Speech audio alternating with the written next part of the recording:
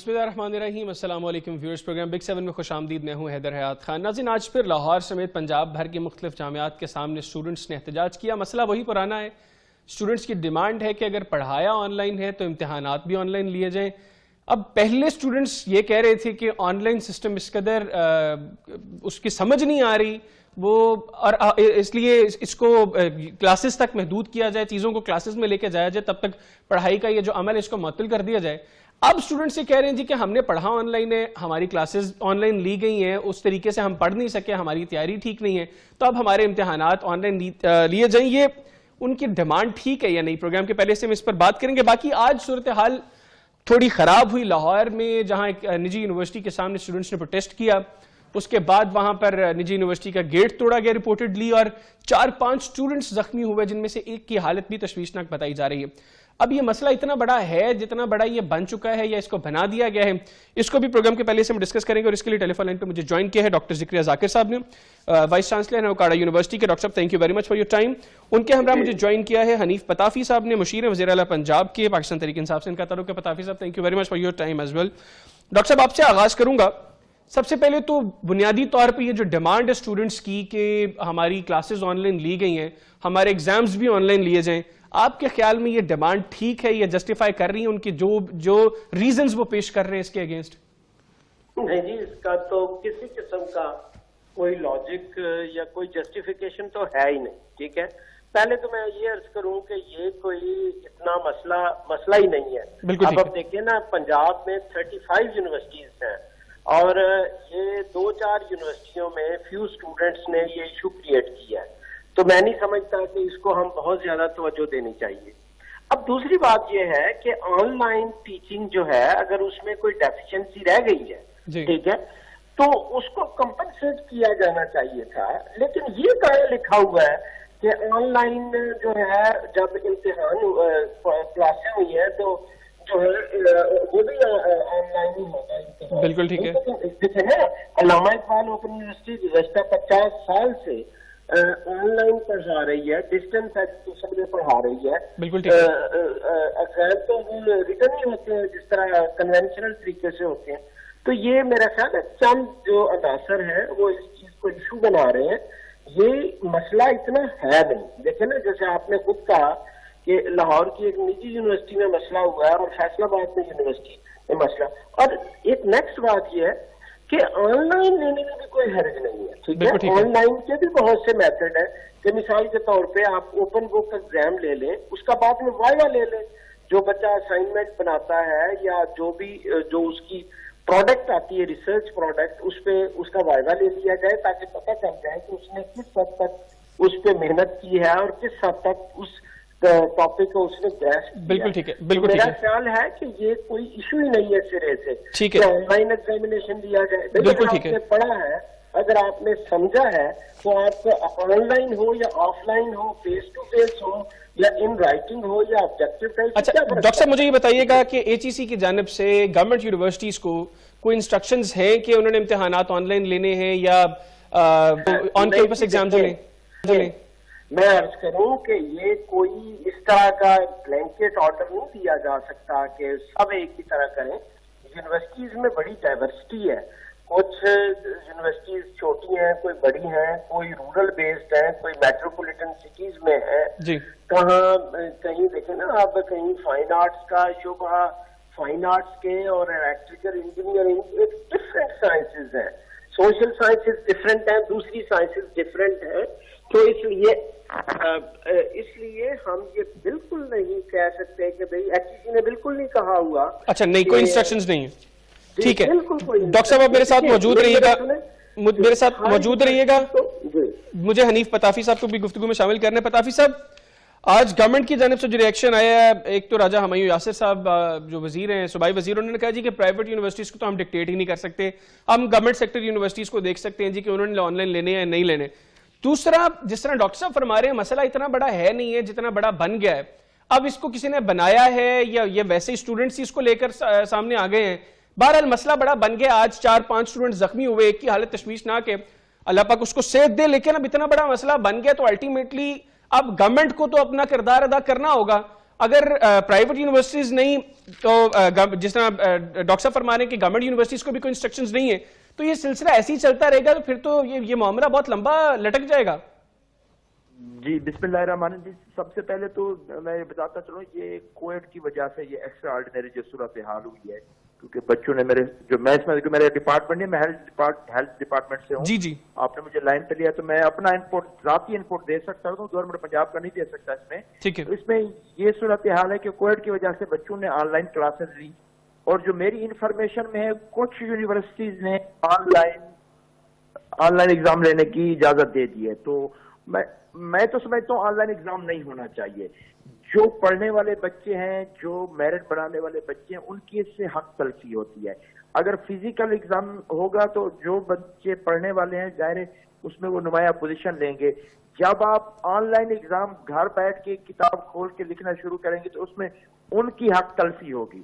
تو اب میرے خیال کل HEC نے اس بارے میں ایک میٹنگ رکھی ہوئی ہے، کیونکہ یہ معاملہ اب کافی اضلاع میں، یہ صرف آپ گجرات کی بات نہیں ہے. آج ڈیرا غازی کام ہے، غازی یونیورسٹی وہاں پہ بھی اس وقت بچے اسٹرائک میں ہیں، لاہور میں بھی بچے اسٹرائک میں ہیں. تو اب گورنمنٹ اس میں انٹسپیکٹ کر رہی ہے. تو کل HEC نے ایک اجلاس رکھا ہوا ہے، کل انشاءاللہ اس میں دیکھیں کیا ڈیسائیڈ کرتے ہیں فائنل. جی بالکل ٹھیک ہے. اچھا ڈاکٹر صاحب مجھے یہ بتائیے گا کہ یہ جو اسٹوڈنٹس کی جانب سے ایک ریزن پیش کیا جا رہا ہے، ایک عذر ہے یا بہرحال ایک جسٹیفائڈ ریزن ہے جو بھی ہے، کہ جی آن لائن پڑھائی کے دوران ہم ٹھیک طریقے سے چیزوں کو سمجھ نہیں سکے، کورس اس طرح کمپلیٹ کروایا نہیں گیا، اور آن کیمپس ایگزامز چونکہ سخت ماحول میں ہوتا ہے اس لیے ہم لوگ اوائڈ کرنا چاہ رہے ہیں اور ہم چاہ رہے ہیں کہ آن لائن ایگزامز لیے جائیں جس طرح پہلے لیے گئے تھے. یہ اب ان کی ڈیمانڈ ٹھیک ہے یا نہیں، لیکن آپ کے خیال میں یہ ریزن ان کی ٹھیک ہے؟ واقعی ہماری یونیورسٹیز جو ہیں کیونکہ ان میں پریکٹسز اس طرح کی نہیں کہ ہم آن لائن پڑھا سکیں، تو یونیورسٹیز اس طریقے سے نہیں پڑھا سکیں، کورس اس طریقے سے کور نہیں کروایا جا سکا، اسٹوڈنٹس کو ان کے کانسیپٹس ویسے نہیں کلیئر کروائے جا سکے. دیکھیں یہ بات جو ہے نا یہ جزوی طور پہ بھی ٹھیک نہیں ہے. اب آپ دیکھیں نا یہ teacher to teacher, subject to subject very کرتا ہے. جی اب یہ دیکھیں نا ایک میڈیم کو تو ہی بلیم کر دینا کہ آن لائن لرننگ میں کیونکہ لرننگ کم ہوتی ہے اس لیے ہم یہ کر رہے ہیں، تو یہ کوئی ویلڈ ریزن نہیں ہے.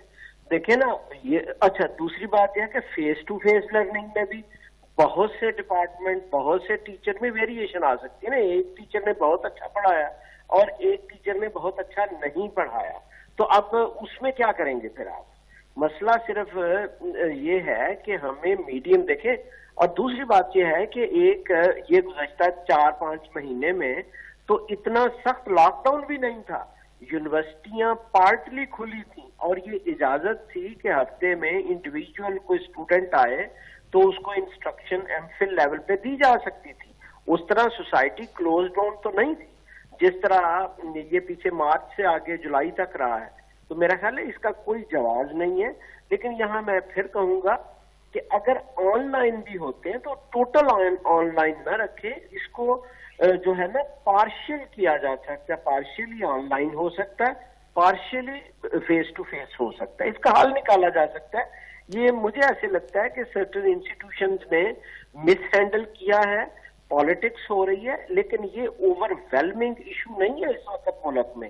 ایکڈیمیا آپ دیکھیں نا 35 یونیورسٹیز میں کتنی یونیورسٹیز میں یہ پروٹیسٹ ہو رہا ہے، بہت سی یونیورسٹیوں میں یہ ایشو نہیں ہے. میرا خیال ہے اس کو میڈیا کو بھی اتنا زیادہ اس کی کوریج نہیں کرنی چاہیے. ہمیں اس کو انسٹیٹیوشن کو انکریج کرنا چاہیے کہ وہ اسٹوڈنٹ سے ڈائلاگ کرے.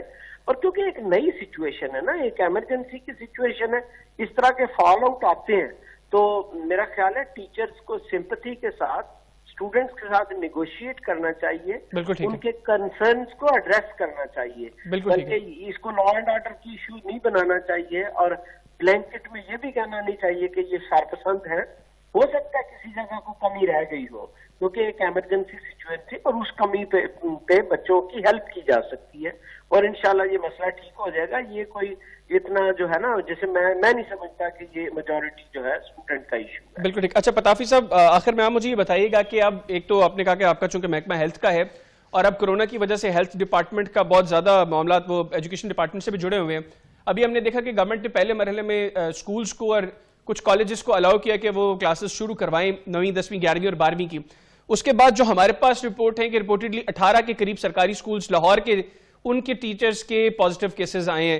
تو اب ان حالات کے اندر اب گورنمنٹ کنسیڈر کر رہی ہے کہ یونیورسٹیز کو جس طرح اعلان کیا ہے اور انسٹیٹیوشنز کو, ایجوکیشنل انسٹیٹیوشنز کو اسی طرح کھول دیا جائے گا, یا آگے چل کے صورتحال کو دیکھتے ہوئے آپ دوبارہ یونیورسٹیز اور ایجوکیشنل انسٹیٹیوٹس بند کر سکتے ہیں؟ دیکھیں ابھی تک تو یہی ڈیسائیڈڈ ہے کہ اسکول کھلیں گے اور 1 فروری سے تمام یونیورسٹیز بھی اوپن ہو رہی ہیں, اور میں سمجھتا ہوں کہ الحمدللہ معاملات تقریباً کنٹرول میں ہیں.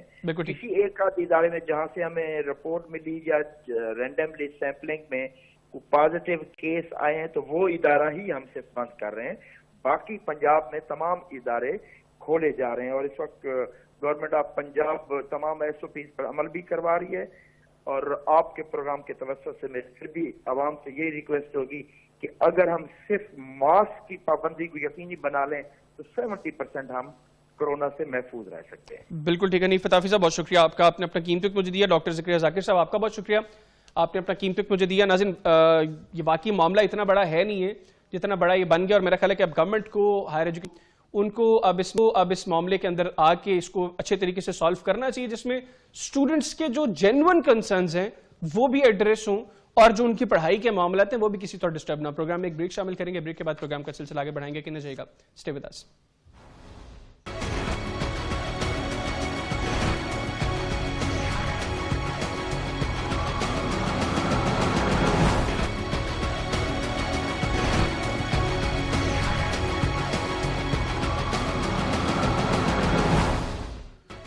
جی welcome back after the break. ناظرین آج جمعیت علماء اسلام کے خلاف پاکستان تحریک انصاف کی جانب سے ایک فارن فنڈنگ کیس ایک دائر کر دیا گیا. پہلے ہی کچھ فارن فنڈنگ کیسز چل رہے ہیں جن کے خلاف اب احتجاج بھی ہو رہے ہیں کہ فیصلے جلدی نہیں آ رہے, لیکن آج ایک نیا فارن فنڈنگ کیس یہ دائر ہوا ہے. فاروق حبیب صاحب کی جانب سے پاکستان تحریک انصاف کی طرف سے یہ کیس دائر کیا گیا ہے, جس میں جمعیت علماء اسلام کے جو بانی رہنما ہے, جو اب جمعیت علماء اسلام سے جن کو فارغ کر دیا گیا ہے, مولانا فضل الرحمان صاحب کی جانب سے حافظ حسین احمد صاحب, انہوں نے ایک نجی ٹی وی چینل کو انٹرویو دیا جس کے اندر انہوں نے بتایا کہ مولانا فضل الرحمان صاحب نے لیبیا اور عراق سے فنڈنگ لی تھی.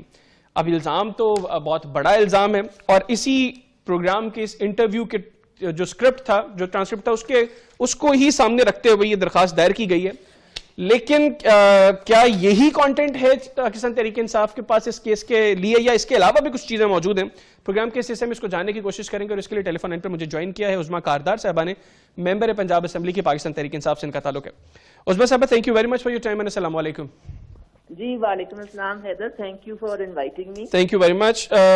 میڈم مجھے یہ بتائیے گا کہ یہ جو ٹیلی ویژن انٹرویو اسی کا کانٹینٹ ہے جس کی بیس کے اوپر یہ اپلیکیشن دائر کی گئی ہے, یا اس کے علاوہ بھی پاکستان تحریک انصاف کے پاس اتنا اسٹرانگ کانٹینٹ موجود ہے جس سے وہ یہ ثابت کر دیں گے کہ مولانا صاحب نے فارن فنڈنگ لی ہے؟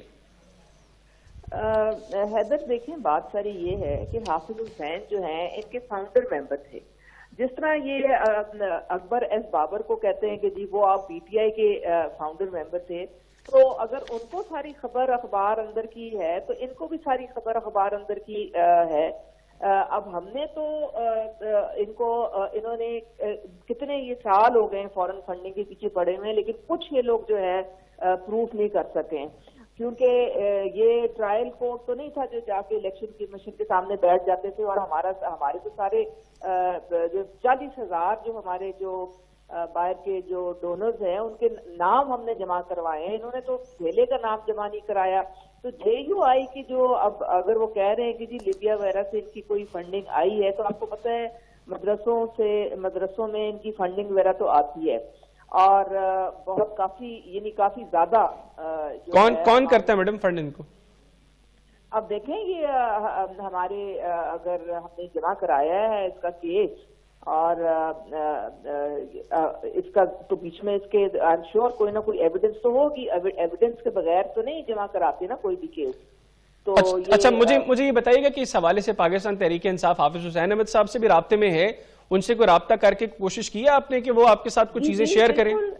جی بالکل ان سے رابطے میں, اور ظاہر ہے ان سے مشورہ کر کے اور ان سے ساری ڈیٹیل لے کے تو پھر ہمارے MNA نے یہ کیس جو ہے وہ کیا, اور شروع سے آپ کو پتہ ہے کہ وہ ڈیل کر رہے ہیں اس کے ساتھ, تو انہوں نے بالکل پورا ان سے. نہیں تو اگر آپ ان کے ساتھ مشورے میں ہیں تو زیادہ بہتر نہ ہوتا کہ آپ ان کو ساتھ فریق بنا لیتے, آپ کا کیس سٹرونگ ہو جاتا؟ وہ بھی انشاءاللہ اگر اس کی ضرورت پیش آئی تو وہ بھی انشاءاللہ ہم ان سے ریکویسٹ کریں گے. تو دیکھیں نا, انہوں نے پبلک ٹی وی پہ ایک انٹرویو میں انہوں نے بغیر کسی چیز کو چھپائے یہ اس چیز کا انکشاف کیا ہے. تو اگر ہم اس کو کہیں گے کہ ہمارے ساتھ شریک بنے تو میرے خیال میں ان کو اس کا بھی کوئی ان کو اس پہ کوئی اعتراض نہیں ہوگا اور وہ ضرور ہماری مدد کریں گے. اچھا میڈم, ویسے معاملہ تو بہت سنگین نوعیت کا ہے, لیکن ایسے ایک الزام آپ کی جماعت پر بھی لگا ہوا ہے اور یہ نیا کیس آپ لوگوں نے تو دائر کر دیا. اپنے کیس کو لے کر آپ لوگ بڑی چیزوں کو لنگر آن کر رہے ہیں. آج سماعت تھی, آپ کے وکیل آج بھی پیش نہیں ہوئے, تو آپ لوگ اپنا کیس کیوں نہیں کلیئر کروا لیتے پہلے, تاکہ آپ لوگوں کے اوپر یہ جو اعتراض لگتا ہے اپوزیشن کی جماعتوں کی جانب سے کہ ان کا فارن فنڈنگ کیس ہے, انہوں نے فارن فنڈنگ لی ہے, وہ تو آپ کی سچویشن تو کلیئر ہو سکے اگر آپ لوگوں نے فارن فنڈنگ نہیں لی. دیکھیں بات ساری یہ ہے کہ یہ الیکشن کمیشن جو ہے یہ ٹرائل کورٹ نہیں ہے. ان کو ساری 2012 میں تفصیل دے دی گئی تھی, اس وقت انہوں نے تو کوئی اعتراض نہیں کیا تھا. اب ہماری جو وہاں پاکستانی جو ڈونیٹ کرتے رہے ہیں ان کے 40,000 کے نام جمع کروائے ہیں ہم نے. وہاں کا جو یونائٹڈ اسٹیٹس کا اسپیشلی فارا, ان کی ایک ویب سائٹ ہے, وہاں پہ آپ جائیں, ان کے باقاعدہ بڑے اسٹرکٹ لاز ہیں اور وہ کچھ بھی اگر کہیں سے بھی آپ وہاں پہ لیتے ہیں تو اس کو رجسٹر کرنا پڑتا ہے وہاں پہ. تو ہم نے تو ساری یہ کاغذات ہر چیز اسکروٹنی کمیٹی کو پہنچا دی گئی ہے. اور اب اس میں مجھے سمجھ نہیں آتی ہے کہ اگر وہ ان لوگوں نے تو میرے خیال میں 40 لوگوں کے بھی نام بیچ میں جمع نہیں کرائے. ہم نے تو پورا ان کو جو ہے وہ انفارمیشن دی ہے, ہر ایک ڈونر کی انفارمیشن دی ہے. تو اب اسکروٹنی کمیٹی جو ہے وہ کرے اس کو, اس میں دیکھیں ان میں ان کے پاس کوئی ہے ہی نہیں, سبسٹنس ہی نہیں ہے. تو میڈم ان کے پاس تو نہیں ہے, لیکن آپ کے وکیل اگر پیش نہیں ہوں گے, اگر آپ کی سائٹ سے معاملہ لنگر آن ہوگا تو وہ پھر کیسے اس کو اسکروٹنائز کر کے کیسے کوئی حتمی فیصلہ دے سکتے ہیں؟ نہیں, وہ پیش ہوتے ہیں, کئی دفعہ نہیں بھی ہو سکتے ہیں, کراچی سے آنا ہوتا ہے, کوئی اور معاملہ ہو جاتا ہے, صحت نہیں ٹھیک ہوتی ہے, تو لیکن وہ ہوتے رہے ہیں بیچ میں. یہ ساری چیزیں جو ہم نے جو پروف ان کو دیا ہے, ظاہر ہے ہمارے وکیلوں نے آ کے دیا ہے نا, تو اس میں ہمیں تو ہم نے تو ہر چیز اوپن ہے. بلکہ پرائم منسٹر نے کہا ہے کہ اس کو آپ اوپن کر دیں سارے کیس کو, لیکن الیکشن کمیشن نے کہا ہے کہ نہیں ہو سکتا یہ. ہاں, تو پھر اب دیکھیں نا, ہم اگر ہمارے دل میں کچھ اور ہوتا تو ہم کیوں کہتے کہ یہ آپ آپ لوگوں کو اتنا تو اندازہ ہوگا نا کہ یہ چیزیں نہیں ہو سکتی, اوپن ٹرائل نہیں ہو سکتا اس کا. بھائی اوپن نہیں ہو سکتا تو پھر جو ہم نے سارا جو پروف دیا ہے اس کے مطابق کیس آگے بڑھائیں. اچھا, اگر آپ کی پوزیشن اتنی کلیئر ہے تو فارن فنڈنگ کیس کے اندر پاکستان تحریک انصاف اب یہ موقف کیوں اختیار کر رہی ہے کہ تمام پارٹیز کی جو فارن فنڈنگ کا فیصلہ ہے اس کو اکٹھے آنا چاہیے؟ آپ لوگوں کی سچویشن اتنی پوزیشن اتنی کلیئر ہے تو آپ اپنے کیس کا پہلے فیصلہ آ جانے دیں. آپ لوگوں کے حوالے سے تو دودھ کا دودھ اور پانی کا پانی ہو جائے گا. نہیں, ہم صرف یہ کہہ رہے ہیں کہ ہمارے خلاف ڈسکریمنیشن کیوں کر رہے ہیں. اگر آپ نے فورن فنڈنگ کے متعلق ہی سب کو آپ نے کٹہرے میں کھڑا کرنا ہے تو پھر ساری جماعتوں کو کریں نا. یہ کیا ہے کہ صرف ایک پی ٹی آئی سے آپ جو سوال جواب کریں اور باقی جو فورن فنڈنگ. میڈم فورن فنڈنگ کا معاملہ اس قدر سنگین ہے, کوئی بھی پولیٹیکل پارٹی میرا خیال ہے کہ اس کے اندر کلپرٹ ہے. ایک تو پارٹی ختم ہو جاتی ہے, تمام ممبرز بھی فارغ ہو جاتے ہیں, لیکن اگر یہاں پہ دیکھا جائے تو پاکستان تحریک انصاف کے اوپر کیس پہلے فائل ہوا ہے ان کے خلاف, تو اگر ان کا فیصلہ پہلے آ جائے گا تو آپ کی پوزیشن تو کلیئر ہو جائے گی اگر آپ لوگ کلیئر ہوتے ہیں اس سے. بات ساری یہ ہے کہ اکبر ایس بابر جو ہے وہ صرف ایک, چونکہ وہ پارٹی سے نکالا گیا تھا اور چونکہ وہ اب رہی نہیں پی ٹی آئی میں, تو وہ تو ایک قسم سے اپنے دل کی بڑھاس نکال رہے ہیں. میڈم حافظ حسین احمد صاحب کی بھی سیم پوزیشن ہے جو اکبر ایس بابر صاحب کی تھی. ان کو وہ بھی بانی رہنما ہے, یہ بھی بانی رہنما تھے, وہ بھی پارٹی سے نکلے, یہ بھی پارٹی سے نکلے, تو یہ ساری چیزیں سامنے آئیں. دیکھیں نا, اب ہم نے تو سارا پروف لا کے الیکشن کمیشن کو ساری ڈیٹیل لا کے دے دیا. اب الیکشن کمیشن کرے اپنا جو انہوں نے فیصلہ کرنا ہے کریں. ہم نے تو ساری تفصیل دے دی ہے, کیوں نہیں فیصلہ کرتے, کریں. مطلب کہ آپ کے نزدیک اس میں کوئی دیری نہیں ہونی چاہیے, اگر آپ لوگوں کا فیصلہ پہلے ہے تو پھر پہلے آ جانا چاہیے. آ جائے جی, ہمیں کوئی چیز چھپانے کی ضرورت نہیں ہے.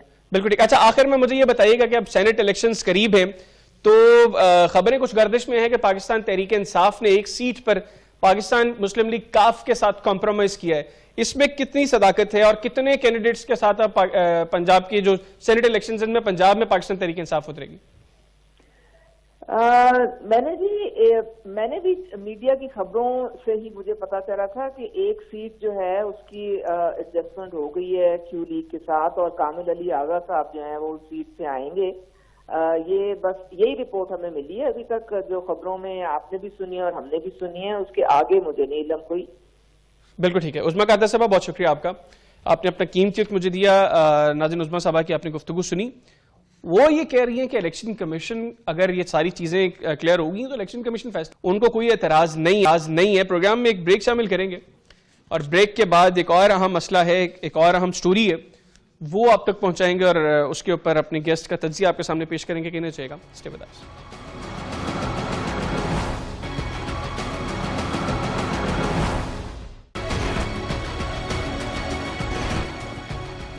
جی welcome back after the break. ناظرین، آج بھارت کے یوم جمہوریہ کے دن پوری دنیا نے بھارت اور بھارت کی حکومت کا مکروہ چہرہ ایک مرتبہ پھر دیکھا.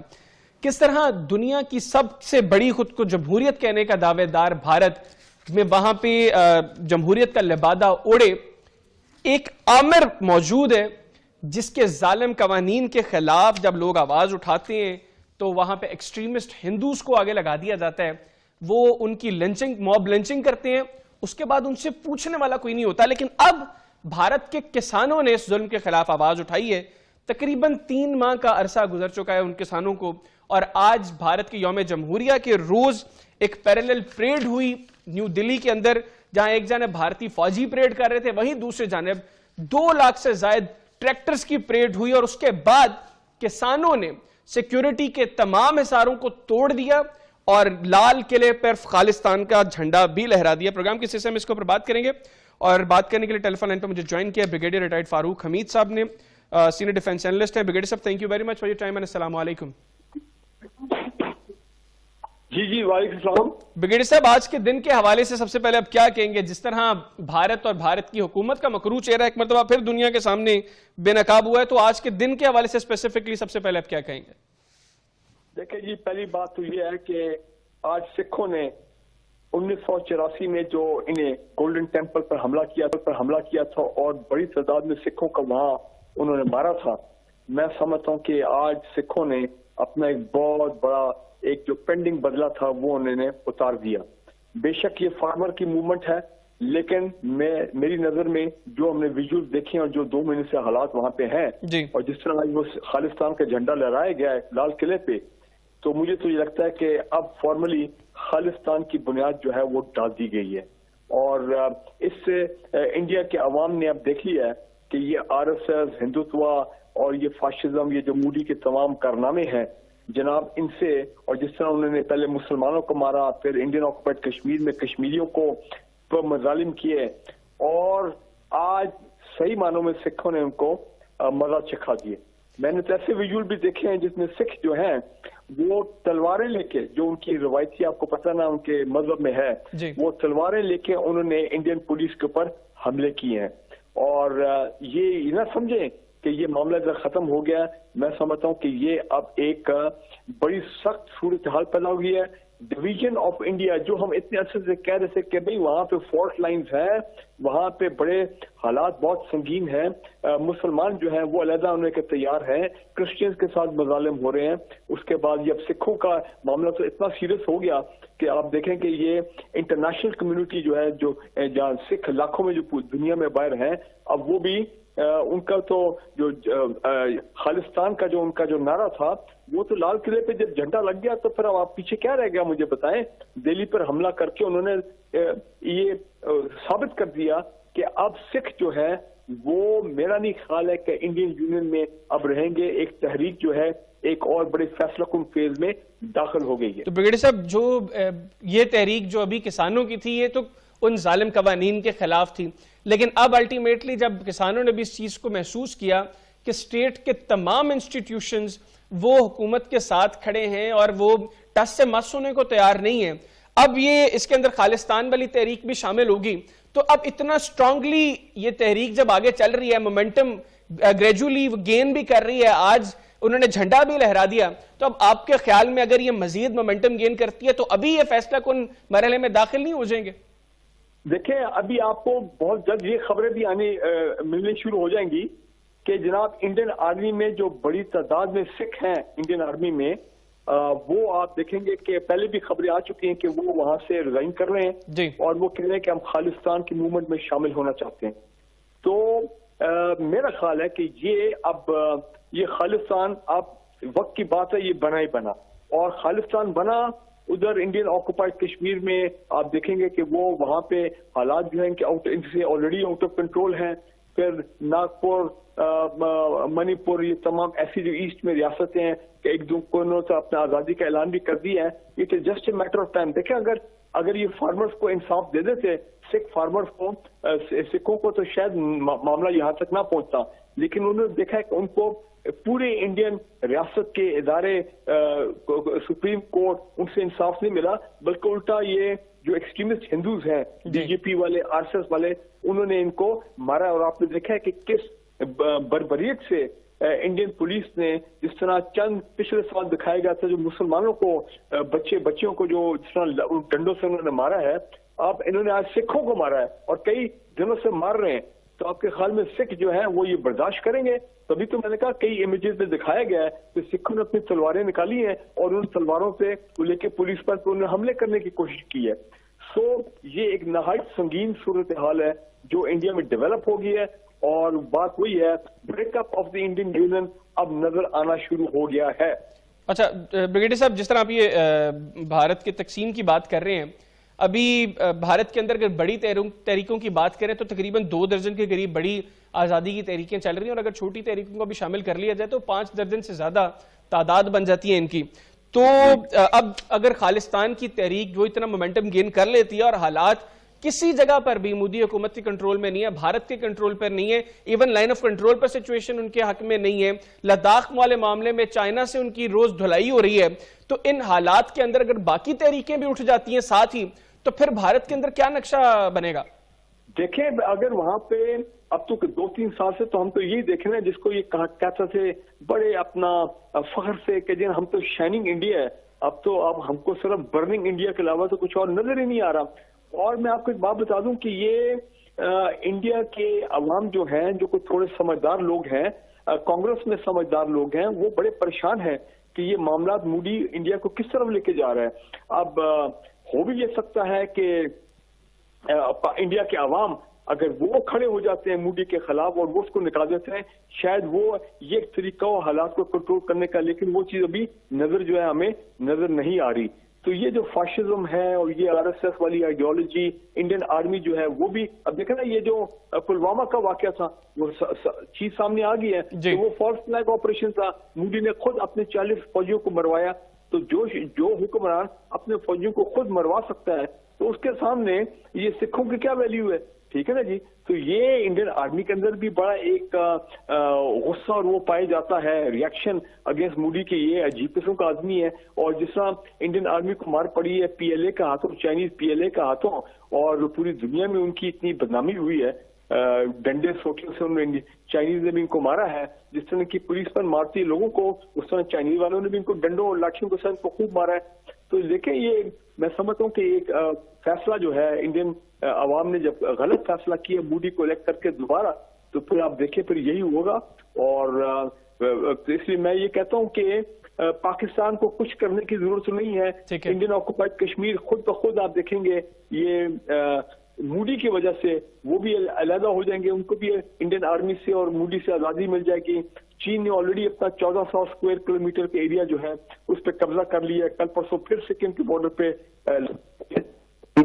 اور اپنے یہاں پہ جب سکھ کھڑے ہو گئے ہیں اور پھر مسلمان دسی ہیں، تو کل کو ہو سکتا ہے کہ مسلمان کہیں جناب ٹھیک ہے ہم بھی یہاں پہ، ہماری آبادی بھی 25 کروڑ ہے یا 22 کروڑ، تو پھر ہمیں بھی ایک علیحدہ پھر ملک دیا جائے ود ان انڈیا.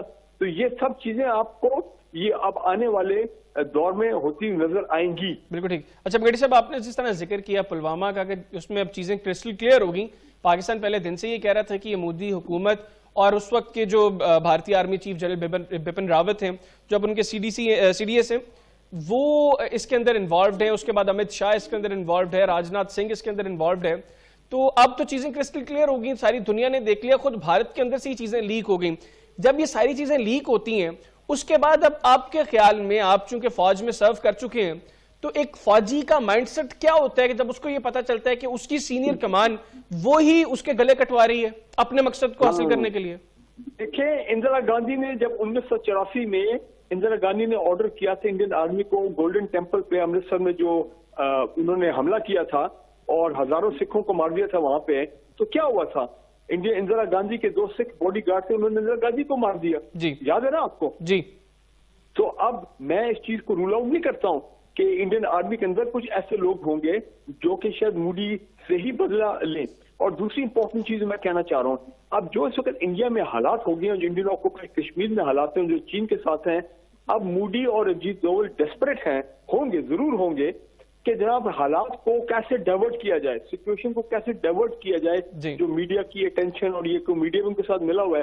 تو میرا خیال ہے اب وہ بات جو ہمیشہ شاہ محمود قریشی صاحب کہتے ہیں اور ہماری گورنمنٹ بھی اور ISPR بھی, کہ یہ پھر ایک کوئی جعلی فالس فلیگ آپریشن کریں گے اور بلیم ڈالیں گے پاکستان کے اوپر, تاکہ پوری دنیا کی توجہ اور انڈیا عوام کی توجہ جو ہے وہ پاکستان کی طرف ہو جائے اور پاکستان کے ساتھ کسی قسم کا کوئی جو ہے وہ جنگ والے حالات ہو جائیں یا لائن آف کنٹرول پہ ایسکلیشن کر دی جائے, ٹھیک ہے نا جی, یا کوئی پھر خود ہی پلوامہ ٹائپ آپریشن کریں اور پھر مار دیں, 50 60 100 فوجی مار دیں اور کہیں یہ تو پاکستان نے کرایا تھا, تاکہ انڈین آرمی جو ہے وہ اس میں غصے کو ڈائیورٹ کیا جائے پاکستان کی طرف. تو یہ آپ ان سے کچھ بھی کوئی بھی بعید ہے کہ یہ کر سکتے ہیں اجیت دوول اور مودی, اور یہ وہی 2 شخص یاد رکھیں جو کہ آج سے چند سال پہلے نواز شریف کے ذاتی گیسٹ تھے رائے ونڈ پیلس میں. مت بھولیے گا, آپ جنگ لوگ ہیں, آپ کو یہ چیزیں ذہن میں رکھنی چاہیے ہر وقت. بالکل ٹھیک. بریگیڈیئر صاحب بہت شکریہ آپ کا, آپ نے اپنا قیمتی وقت مجھے دیا. ناظرین, بریگیڈیئر فاروق حمید صاحب کی آپ نے گفتگو سنی. آج کے پروگرام سے اتنے, اگلے پروگرام تک کے لیے حیدر حیات خان کو اجازت دیجیے. اللہ حافظ.